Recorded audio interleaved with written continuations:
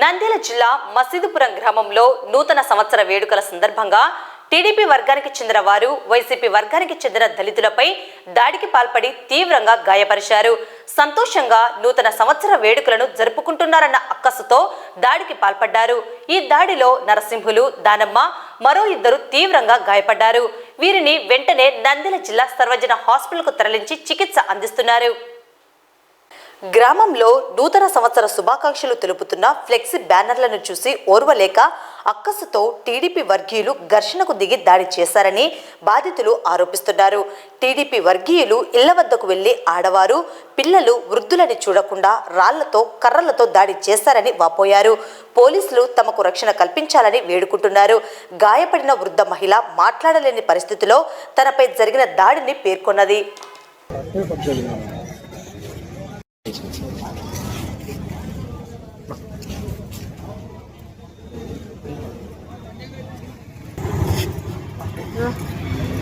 నన్ను ఇక్కడ తెచ్చినారు, రెడ్డి కాళ్ళతో తెచ్చినారు.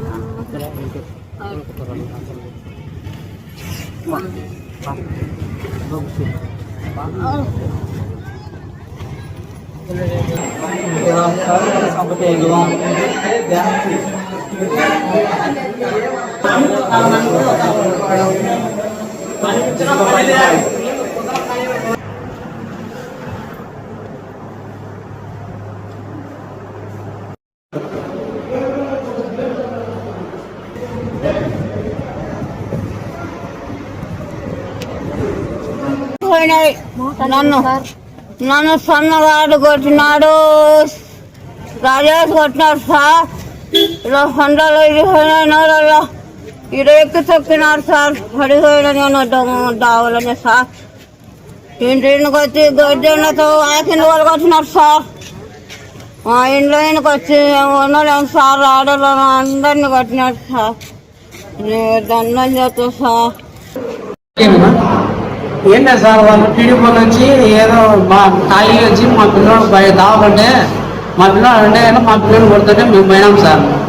పోయిన అందరినీ వచ్చి వైఎస్ఆర్లో అందరినీ వచ్చి టీడీపీ వాళ్ళు కొట్టినారు సార్. అలా దాడి చేసి ఆడేళ్ళను వాళ్ళను బట్టలు చెప్పి ఆడేళ్ళను అంతా నానా విధంగా చేసినారు సార్.